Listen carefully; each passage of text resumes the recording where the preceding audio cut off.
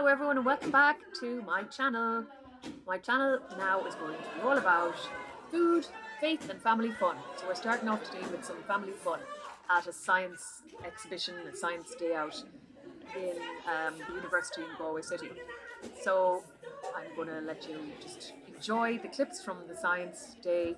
This is Sue McGrath, who has this science show that she travels around with. It's called Science, and her website is sciencetolife.com. And then you're going to have Michelle Dugan, who is a zoologist and better known as the bug doctor. So I hope you enjoy all the clips. I will talk to you in a little while. And you're going to stand up there for me for the minute, and you're going to take those balloons there. And come a bit closer. And what's your name? What's your stand?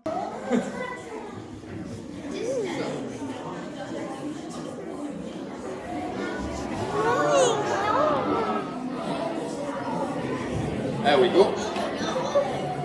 So, this is a tarantula from South America. She's a girl, she's just about 5 years old, which is still teenager age for a female tarantula. They can live up to about 20-25 years. So she's still very young and she's still going to grow a little bit.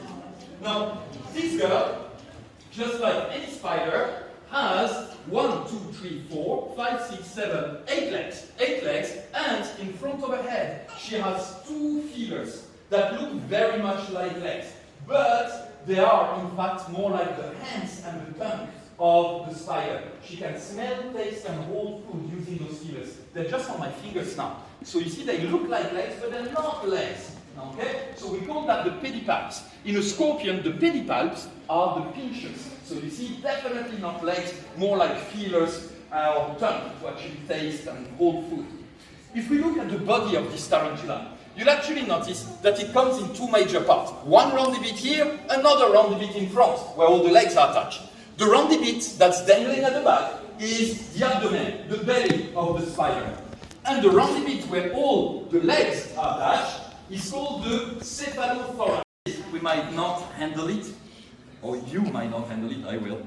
But then after you'll be able to handle all the other animals that are going to come.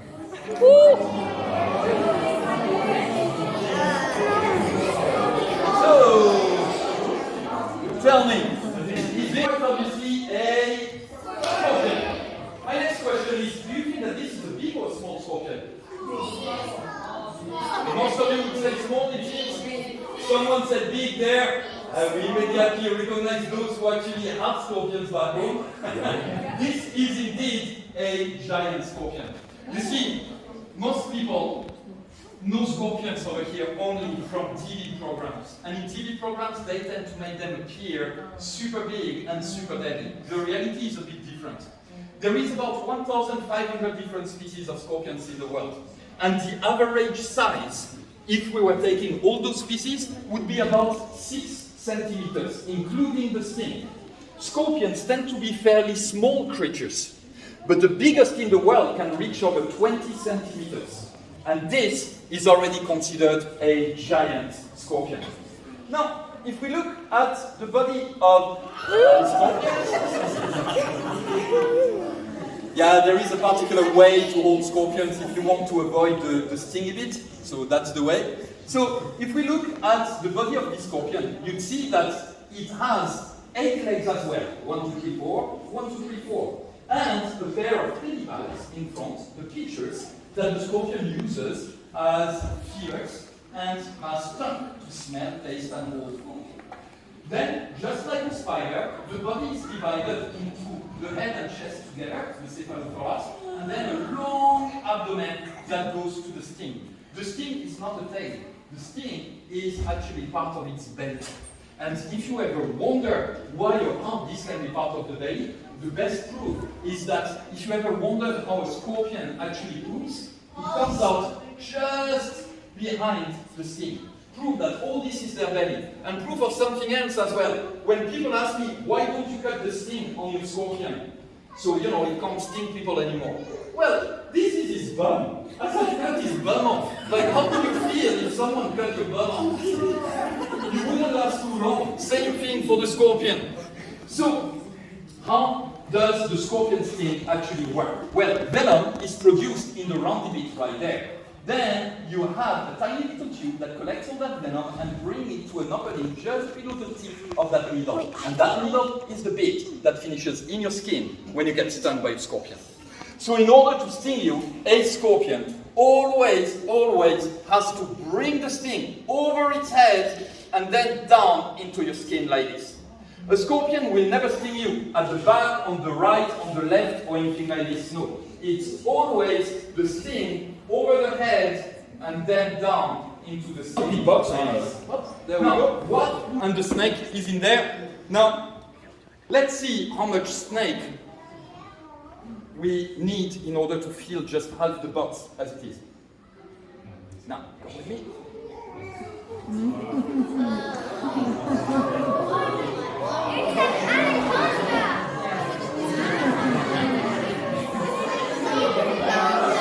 Now,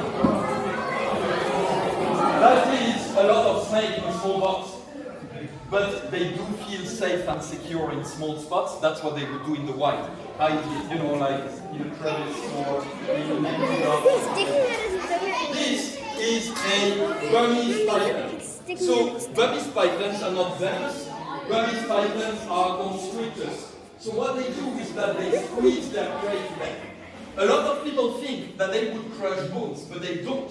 What they do is that they squeeze just hard enough so the blood pressure elevates within the body of the prey, and either the blood vessel in the brain explodes, then the prey dies of a stroke, or the heart can't deal with the elevated blood pressure and stops beating, the prey dies of a heart attack.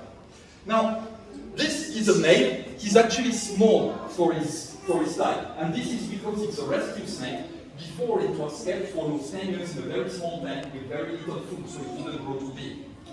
Since we recovered him 3 years ago, 2.5 years ago, we decided to feed him properly, and he's put on over 10 kilo, and he's gained a lot in size as well.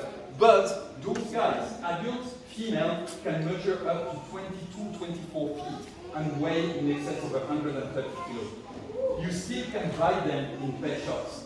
Be sure, if you ever buy a snake, to not get a Burmese python if you don't have half a room or full room to dedicate to the snake, and that you don't have one or two other people to help you deal with the snake when it's adult.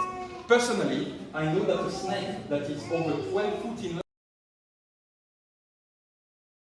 So that just to show you that even a lizard that's very large, that would have the ability, because there have been several cases of people getting their fingers chopped clean by a single bite of those lizards, that if properly trained and properly taught, they can turn into absolutely fantastic animals, and they can be really, really great.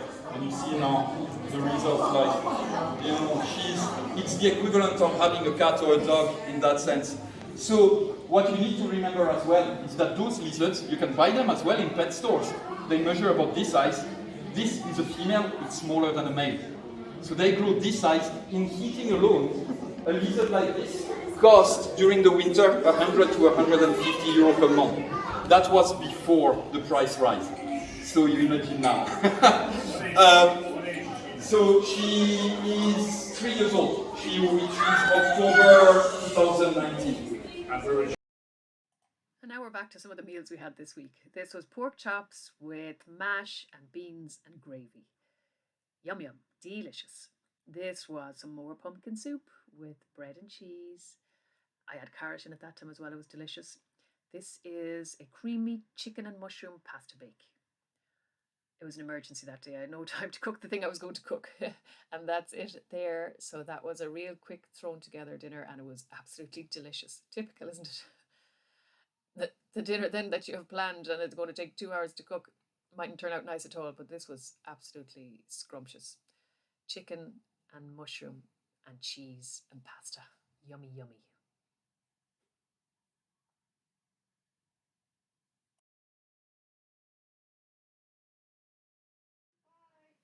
And here is our fish and chips. That was on Friday.